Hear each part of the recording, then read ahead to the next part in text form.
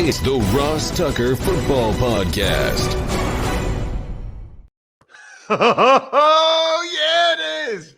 But it's not just any Ross Tucker Football Podcast, because I never do that. My promise is to bring it for each and every one of you every single episode. If you ever feel like I don't, call me out on it on social media at Ross Tucker NFL, at Ross Tucker Pod. Email me over at rosstucker.com or ross at rosstucker.com. We are presented, of course, by DraftKings, and we are talking quarterback tiers with Mike Sando from The Athletic today. He has the best, most logical, most comprehensive, best sourced quarterback rankings in the biz, period. We'll get into that momentarily. I love it. I think this is almost an annual thing to get Mike on the show right when as training camps open, right after his article posts. You need to read it. It's worth it. I'm a huge fan, by the way, of The Athletic. I don't like all the pop-up ads and video. Just let me read. Okay, just let me read what Mike wrote. That's what I'll pay that whatever it is a month to not have to deal with all the other crap. Little commercial for The Athletic they didn't even pay for right there. We will have Greg Cosell, a little more quarterback talk tomorrow here on the Ross Tucker Football Podcast. And I'm going to announce some winners. So spread the word today. I didn't pick a winner yet. Spread the word via social media, quote tweet, retweet, anything you want to do. Sponsors, take advantage of Express Clothing, Athletic Greens, Yummy, whatever it is, UFOS. And then the YouTube shout out, which I love, youtube.com/Ross Tucker NFL. More and more people really enjoying watching and listening to the show on YouTube. You can just put it on your laptop while you're doing other work or whatever. youtube.com/Ross Tucker NFL. Big fantasy feast today with Joe Dolan continuing his tiers of Dolan, which are huge for fantasy football purposes. It's big show time. The Big Show. As promised, I say it every time, by the way. I got to come up with something new. Every time I go to the guest, I say as promised. We got my buddy Mike Sando from The Athletic. Mike, huge fan. You know this. I think I say this to you every year, but just an unbelievable job you do it. This is like your baby, isn't it? It is. It's really a labor of love, Russ. Every year I'm standing at the base of that hill before I've started going, wow, how the hell am I going to do this? You know, we're getting into you can't really start till after the draft because you need to know where everyone's going to be, right? Or who's even going to be a starter. And then it goes fast. The ascent goes fast. Pretty soon I'm done and I go, wow, that I finished. Yeah, you always have that feeling like, am I going to be able to do this? And we get it done and have a lot of fun. Mike is at Sando NFL on Twitter. He has 98,000 followers. I would love if people stepped up, follow at Sando NFL. Let's see if we can get him to 100K. That is a really, really cool milestone. And with the work that Mike put in, he deserves it. What I love about your poll, Mike, is a couple things.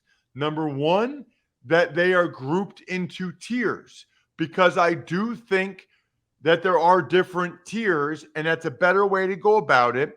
And you actually describe the tiers, which I'll let you do. By the way, everybody needs to read the article, but I know some of you are still too cheap and you'll never, ever, ever, ever, ever pay for internet content, which, by the way, you're paying with the annoyance of your life and time by having to click out of all those videos and pop-up ads. That's a whole other thing about time versus money. We can get into that at some point. The other thing is, no one has the same contacts and research to this extent that you do, Mike, which is the best way to do it, because anybody's one opinion is great, but it's one person's opinion. You pretty much get as close to a consensus as we're ever going to get. So let's start with that. Who exactly, I know you're not going to give names because it's anonymity, but who exactly do you poll and how do you go about polling them? Well, it'll usually shake out about like this, but this year there's 6 GMs, there's 8 head coaches, there's 10. I just put in an evaluator bucket that it could be a pro personnel director or player personnel director. I have 12 coordinators, there's 6 quarterback coaches, there's 7 that are execs they might be in salary cap or analytics or whatever. And I didn't come out with those numbers at the beginning to hit. I just know a lot of people in the NFL, and you can't get everybody in every year.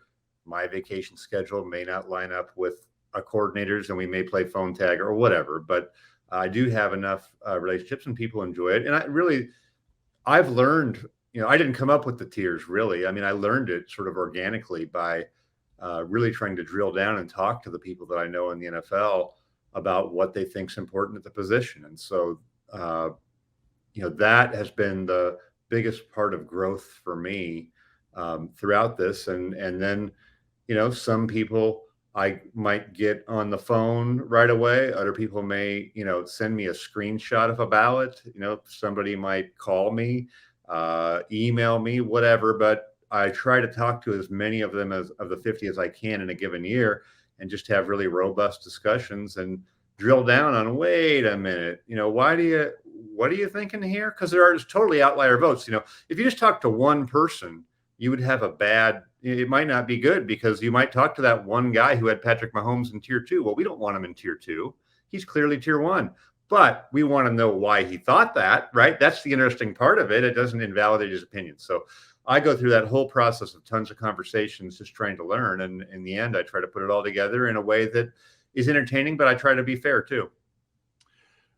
Let's describe the tiers, Mike, because I thought you said something very interesting there, which is you've kind of learned the tiers, which I think is fantastic, because it's a different way of categorizing NFL quarterbacks. So you have 5 tiers, if you want to just describe them, because I think that's a very interesting part of it. Yeah, so tier 1's the best, tier 5's the worst. And basically, the closer you are to tier 1, the less support you need theoretically to be successful, or your team to be successful. Everybody needs a baseline level of support, right? If I went out and lined up with Aaron Rodgers, they wouldn't win a game. But we assume you have some kind of a baseline level. So tier 1 can carry his team each week. The team wins because of him. And then this is sort of the interesting part of it. Expertly handles pure pass situations, Russ, because as you know, as a player, there's certain points in the game when our play action game or our complicated run game isn't going to be there. It's going to come down to, hey, can my quarterback throw to win the game, right? Everyone's been in those games, and that's when it doesn't look as good for somebody in tier 3, right, as it does to tier 1. So tier 2 is just, you can carry your team sometimes. You might handle those pure pass situations in doses. And you might have some other special attributes that could elevate you above tier 3, but you're going to have a hole or two in your game. I feel like if you're in the top 2 tiers, your team's probably not trying to replace you. Okay. Tier 3 is still a legitimate starter. I think years ago, Andy Dalton was a good pro quarterback. Jimmy Garoppolo, Kirk Cousins, they're really good pro quarterbacks. You might pay them, but ideally, you might have a little bit heavier run game, a little bit better defensive component to win. You don't want to have them in a high volume drop back game, Dan Foutsing it out there, right? They're still good. Tier 4 is basically, maybe the journeyman guy who might start the season as the starter, but wouldn't go the distance. You might think of Ryan Fitzpatrick in recent years, good, but not your guy long-term. Or a 4 could be, hey, after Patrick Mahomes' first year, he'd only started 1 game. He's in the poll. Let's just put a 4 on him, because we haven't seen enough, even if we like him more than that. And tier 5, there's almost no one in tier 5. We had one this year in Gino Smith, and there's no one who doesn't like Gino Smith. It's just, hey, that's not really a starter. We don't think that's somebody who should be in the mix. Who are the new guys this year in tier 1? Because that's always the thing that gets people most excited. I'm not going to, by the way, maybe I will just for the benefit of it, but I highly encourage everybody to read the article, because you got to see the quotes from the people that Mike polled. But tier 1, he's got Aaron Rodgers, Patrick Mahomes, Tom Brady, Josh Allen, Justin Herbert, Joe Burrow, and those are the 6 guys in tier 1. I think Burrow and Herbert are the 2 new guys in tier 1. Is that right, Mike? Josh Allen also, because Josh had a couple of up and down years to start his career and then had a really good year, and people sort of put him at the top of tier 2 going into last year with some debate, but he showed it again with another really good year that, he wasn't having those meltdown games like he'd had before. So he ascended into tier 1 this year also. Okay, Mike. Now, look, I know you're not the one doing the evaluation, but are we sure that Justin Herbert and Joe Burrow are tier 1? Because I do think it's interesting to see those guys ranked ahead of Super Bowl winning quarterback Matthew Stafford, Super Bowl winning quarterback Russell Wilson, Deshaun Watson, etc. Yeah. Herbert has yet to take his team to the postseason, and I'm a big Joe Burrow fan. To me, it feels like a small sample size to be convinced that he's definitely a tier 1 guy. Just curious your thoughts on those 2 guys and what the feedback was that you got. I agree with you that I would have no problem if they were at the top of 2 and people said, look, we want to see it again. I think Herbert, you're right, he's 15 and 17 as a starter. But I think with both of those guys, no one in the league sees a fatal flaw or any reason why they're not going to be. I think with some of the other ones, Josh Allen early in his career, you wondered. I mean, he was kind of all over the place, right? I mean, he didn't really have control of his game. Justin Herbert has come out and been the best player on the field for 2 years in a row. By the way, 2 different coaching staffs. People who have seen him have come away with a visceral reaction like, wow, I knew this kid was talented, but he was kind of making a mockery of us out there. So I agree it's a little early, but that shows the confidence they have in him because this group of people, these voters, they do not anoint at all. Joe Burrow was somebody after his rookie year. He was in, I think, the bottom of tier 2 after a rookie year in which he tore his ACL and had a very bad losing record. But people who played him were like, oh my gosh, the defensive lineman, the guys were coming back to the sideline going, this is a real guy. So that shows an unusual amount of confidence in 2 players that I agree with you. Ideally would have either a little more team success for Burrow or for Herbert, who has really had bad defense, special teams component. That's really the reason. And then Burrow, who, like you said, he's had one good year. Like, would it surprise you this year if Burrow had a big interception year or right? Would it surprise you if he sort of came in next year at the top of tier 2? I think it is early, but that shows you the confidence. What were some of the other big changes this year, if there were any, in terms of quarterback movement, guys switching tiers? Yeah. So Allen, Herbert, Burrow moved up a tier. Russell Wilson and Deshaun Watson moved down a tier. I think Watson, for obvious reasons, I don't think the opinion on him as a player has changed. It's just, geez, he missed a year. Where's his mind at? Is he even going to play? That sort of thing. And then Russell Wilson has had a year and a half that weren't quite as good. And I think there's some debate or curiosity. Hey, was this just the end of a bad marriage? And he just not going through the motions, but you know what I mean? Didn't have the same sizzle or the same excitement that he brought to the job before. Or are we seeing the start of a decline of a player who, even at his best, was reliant to some degree on the play action, the running game? Early in his career, had a great defense. I think this is a big time in his career to maybe go try to prove that, but he's come down. Wilson was unanimous tier 1 2 years ago, so he's come down. Derek Carr moved up from 3 to 2. I think there's been, he fought early in his career with the perception that he wouldn't stand in there, that he wasn't the toughest guy, that he maybe wasn't the best leader, that sometimes he might throw the ball away in a critical 4th down late in the game. And you're going, what are we doing here? But I think he's earned some respect over the last couple of years, certainly this last year, weathering the John Gruden situation, the Henry Ruggs tragedy, and getting that team to the playoffs and just conducting himself in a manner that was admirable. So he moved up. Tannehill kind of came down a little bit. Jalen Hurts and moved up into tier 3. And then I think Winston was just on that 3-4 border, Jameis Winston. So he moves into 3, but I don't think opinions of him have shifted dramatically. He just showed a little bit better, production last season while he was healthy. Stafford, tier 2 is Stafford, Russell Wilson, Deshaun Watson. Then you get into Lamar Jackson at 10. Dak Prescott at 11, Derek Carr at 12, Kyler Murray at 13, Matt Ryan at 14, and then you get into Kirk Cousins at 15. He's the top of tier 3. Yeah. What kind of feedback did you get on Kyler Murray? Because he's obviously in the news this week. I'm going to talk in a little bit about the contract term. Did any of the evaluators or coaches say anything to you, Mike, that – because I know you got these quotes before Kyler's contract or whatever, but did anybody say anything that would indicate that perhaps his level of preparation wasn't where it should be? Absolutely. And you can kind of read between the lines probably over the last couple of years on some of the quotes that I've used in there. I think one person said, something along the lines of a little bit more of a wide receiver, individualistic mentality than you would normally have for a quarterback.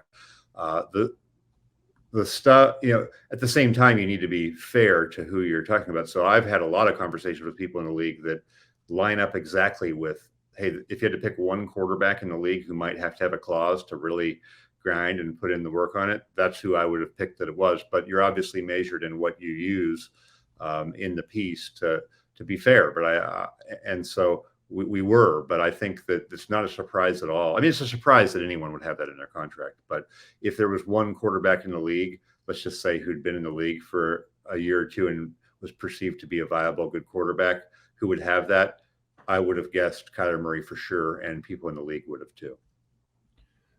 Yes.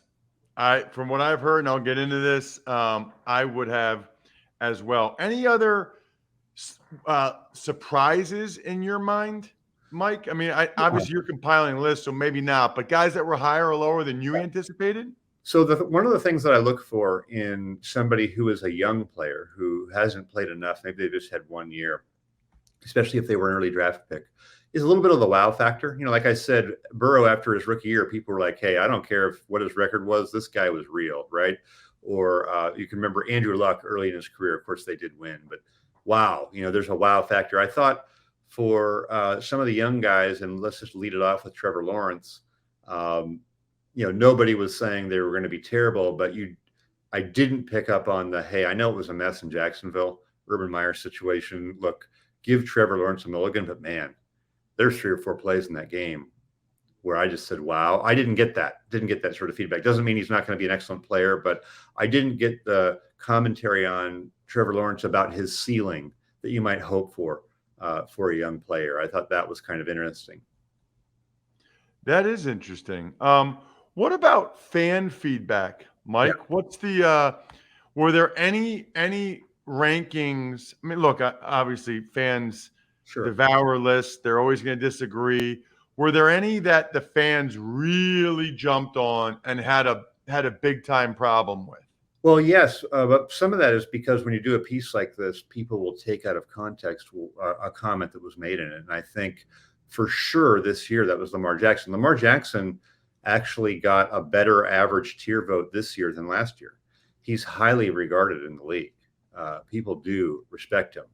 The issue that the people in the league have is when you're describing tier 1, there is that component of expertly handles pure pass situations, right?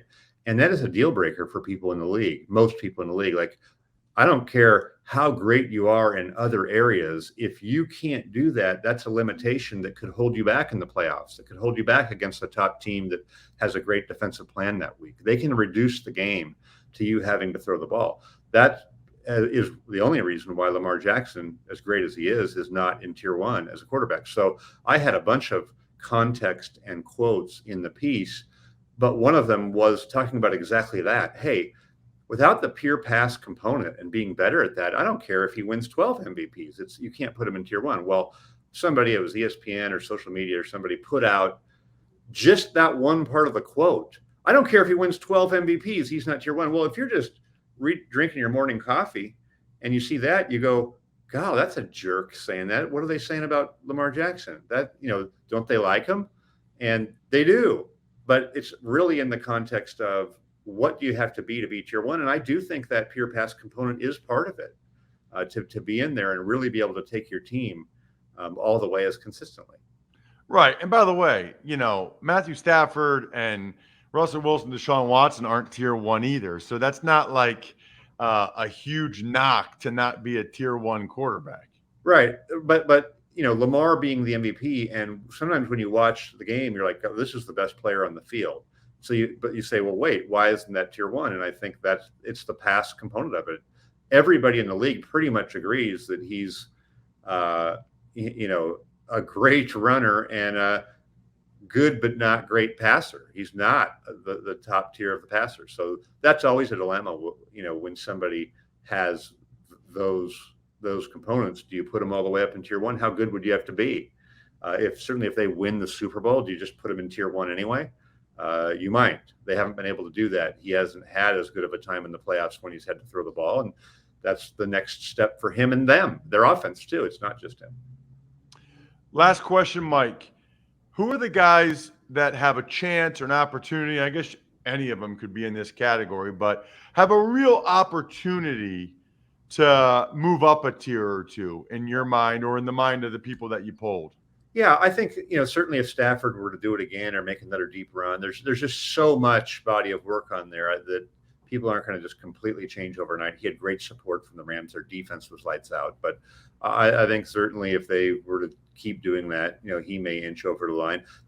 For sure, Russell Wilson and Watson. I mean, they've both been in tier one before.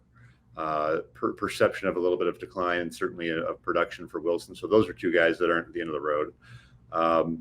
The rest of them, we talked about Lamar. I mean, I think we know what he has to do. I don't feel like the bottom of tier two has somebody. And really, as you get down towards into tier three and tier four, I think tier three, someone was joking with me, that's sort of the heavy play action group, right? That's the Garoppolo, Cousins, Tannehill, Baker Mayfield. You don't want to put it on their shoulders. I don't think that changes. And of the young guys in tier four, I don't sense that. I don't sense, even if people like Justin Fields, they don't think he's going to be a one, right? Or Zach Wilson, even though it's early. So, we may have a good number of young tier ones that have filled in for the Drew Brees and Roethlisberger and Rivers exits, but I don't know that we have them down in tier 3 and 4 right now. Check him out on Twitter at Sando NFL. I'm hoping by tomorrow he's got 100,000 followers. If you guys can step up, Mike deserves it. Awesome job, Mike. Thank you so much for the time again this year. Sure appreciate it, Ross. There he is, Mike Sando from The Athletic. Love his column. It is fantastic. Just like I love Athletic Greens. I don't know many people that love eating vegetables. I put myself in that category, which is why I started taking Athletic Greens. I also felt like I'd rather drink a drink like this than take another pill like a multivitamin. This is essentially 75 high-quality vitamins, minerals, whole food source superfoods, probiotics, and adaptogens that really helps you start your day right, which is what we all want to do, right? This is better than a multivitamin. And the founder was having gut health issues. And he was on all kinds of supplements to try to fix it. It was like $100 a day. After Athletic Greens, his gut much better for less than $3 a day. To make it easy, Athletic Greens is going to give you a free 1-year supply of immune-supporting vitamin D and 5 free travel packs with your first purchase. All you have to do is visit athleticgreens.com/Ross. Again, that is athleticgreens.com/Ross to take ownership over your health and pick up the ultimate daily nutritional insurance. Tux Takes. Good morning, Ross. Let's start today with Kyler Murray. His contract, as you and Mike talked about, requires 4 hours of independent study every week. Obviously, the Cardinals not very convinced that he can do it on his own without that. This is not a big surprise to me that the Cardinals have a concern here. I had heard from people that his work ethic, the time he puts in away from the facility was a major concern. Evidently, he is a big video game guy, like as big as you can get. And I would, a lot of guys, these are young guys in their early 20s, mid 20s. A lot of them are into video games, but to the point where it's a concern. it was a concern. The interesting part I think about it is obviously the Cardinals felt compelled to put this in the contract. They had to know it was going to get out. So on some level, I guess it makes them look bad that they gave over $100 million fully guaranteed at signing to a guy that they don't really trust. On the other hand, maybe the reaction they've gotten or that's been received nationwide, maybe that's what they wanted. Maybe they wanted Kyler Murray to be embarrassed by this and to put a chip on his shoulder to prove that he can sustain a higher level of performance and really take it to another level throughout the year. It's fascinating. I mean, I've never even heard of this.